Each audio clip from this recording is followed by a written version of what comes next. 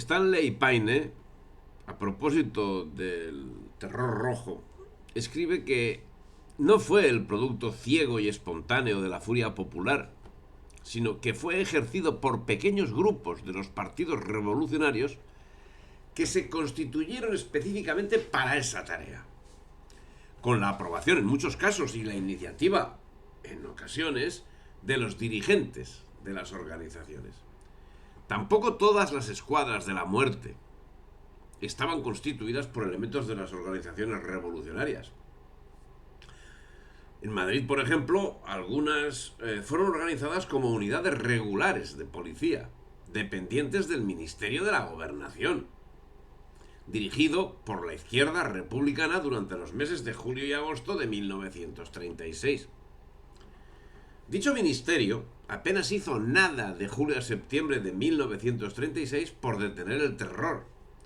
En Madrid nunca se apeló a las unidades de policía todavía disponibles para defender a las víctimas del terror.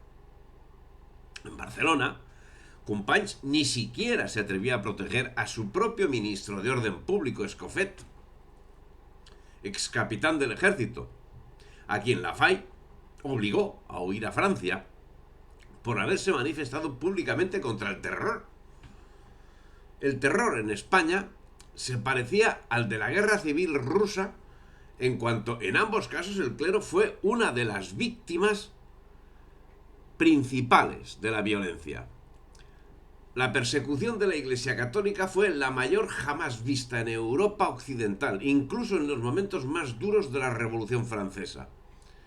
Los anarquistas tenían la reputación de ser los más violentos anticlericales entre los revolucionarios, pero hubo también matanzas en zonas como el centro-sur, en que los anarquistas eran débiles. Los socialistas no se mostraron renuentes al hacer su aportación a la hecatombe. Eso dice Stanley G. Paine. No lo digo yo. Lo que yo digo es lo siguiente. Los perseguidores mataron a un número indeterminado de miembros de órdenes religiosas y de laicos, siendo que solo de Acción Católica los recuentos hablan de 7.000 eclesiásticos y 3.000 laicos asesinados por su fe. Para asombro de historiadores, no se registró ni un solo caso de apostasía, ni un solo cristiano renunció a su fe por salvar su vida o sus propiedades. Y la contabilidad del terror, que ya la hemos comenzado líneas arriba, citando intelectuales que sucumbieron a la matanza de Paracuellos del Jarama, la incrementamos con casi 7.000 miembros del clero que fueron martirizados por los comunistas, siendo de destacar que entre ellos figuran nada menos que 13 obispos. 13 obispos. Al respecto, es necesario destacar que Leopoldo Eijogaray, una eminencia cultural de primerísimo orden, no tuvo mayor proyección dentro de la Iglesia cuando tenía cualidades que podían haberlo llevado, por supuesto, al cardenalato y probablemente incluso al obispado de Roma. Porque siendo obispo de Madrid-Alcalá en 1936, o sea, el motivo que no pudiese tener esa proyección es que siendo obispo de Madrid-Alcalá en 1936, huyó de su diócesis para librarse de la violencia marxista y salvó la vida. Como consecuencia, jamás fue nombrado cardenal. Y es que la Iglesia no podía reprocharle que hubiese querido salvar su vida, pero tampoco podía premiar a quien había abandonado su grey en momentos tan graves como los que estaba sufriendo. Bueno, me callo. Una idea que me estaba viniendo al respecto de la Iglesia hoy en día. Ciertamente no se puede reprochar a Eijogaray que huyese cuando se estaban arrasando conventos y ejecutando simples laicos en una persecución que superó la ya sufrida en el siglo XIX y que debe buscar antecedentes en la persecución llevada a efecto por el emperador romano Diocleciano. Es conveniente señalar que el genocidio perpetrado en España no fue un accidente, sino un acto orquestado por las autoridades políticas del momento. Muestra de esta afirmación vienen siendo expuestas, pero como podrían citarse centenares, pues vamos a citar solo una más. El 20 de julio de 1936, por Radio Barcelona, se dio la siguiente consigna: hay que destruir la iglesia y todo lo que tenga rastro de ella. ¿Qué importa que las iglesias sean monumentos del arte? El buen miliciano no se detendrá ante ellos. Hay que destruir la iglesia. Y efectivamente, llevaron a cabo uno de los más bárbaros actos de destrucción del patrimonio artístico, alcanzando tal grado de vandalismo que hizo alarmarse a la comunidad internacional, que criticó abiertamente los destrozos. Un ejemplo de esa reacción lo encontramos en la revista francesa L'Illustration, del 5 de febrero de 1938, que denunciaba los destrozos y señalaba que las obras destruidas en ningún caso constituían un objeto militar, siendo obra exclusivamente de un irrefrenable odio. Que la persecución no fue obra de descontrolados queda manifiestamente demostrado a través de todo lo relatado. Prácticamente las órdenes se transmitían por la prensa. Así, Diario de Barcelona, órgano de Esquerra Republicana, en su edición de 16 de agosto de 1936, manifestaba lo siguiente: creemos son exagerados los escrúpulos que hacemos ante la quema de las iglesias. Vale la pena sacrificar el poco patrimonio que eso pueda representar, pues si dejamos en pie los templos, a la larga volverán a salir las procesiones. Por su parte, el órgano de la CNT, Solidaridad Obrera, de 26 de julio de 1936, se lamentaba. Pero ¿de qué se lamentaba? Veámoslo. La publicación decía: no queda ninguna iglesia ni convento en pie, pero apenas han sido suprimidos de la circulación un 2% de los curas y monjas. La hidra religiosa no ha muerto. Conviene tener esto en cuenta y no perderlo de vista para ulteriores objetivos. Y La Batalla, órgano del POM, Partido Obrero de Unificación Marxista, edición de 19 de agosto de 1936, señalaba cuál era el objetivo perseguido. Y lo decía así: no se trata de incendiar iglesias y de ejecutar a los eclesiásticos, sino de destruir a la iglesia como institución social. Un testimonio de gran valor es el que dejó reflejado Salvador de Madariaga sobre la persecución religiosa, haciendo constar sus disensiones sin solución con la España de Franco y con la propia Iglesia española. Dejó señalado Salvador de Madariaga lo siguiente: nadie que tenga a la vez buena fe y buena información puede negar los horrores de esta persecución. Que el número de sacerdotes asesinados haya sido 16.000 o 1.600, el tiempo lo dirá. Pero que durante meses y años bastase el mero hecho de ser sacerdote para merecer pena de muerte, ya de los muchos tribunales más o menos irregulares que como hongos salían del pueblo, ya de revolucionarios que se erigían a sí mismos en verdugos espontáneos, ya de otras formas de venganza o ejecución popular, es un hecho plenamente confirmado. Como lo es también el que no hubiera culto católico de un modo general hasta terminada la guerra, y que aun como casos excepcionales y especiales, solo ya casi terminada la guerra hubiera alguno que otro. Como lo es también que iglesias y catedrales sirvieran de almacenes, mercados y hasta en algunos casos de vías públicas, incluso para vehículos de tracción animal. Y quien no sepa quién era Salvador de Madariaga, tan solo decirle que se exilió de España tras la victoria del Ejército Nacional.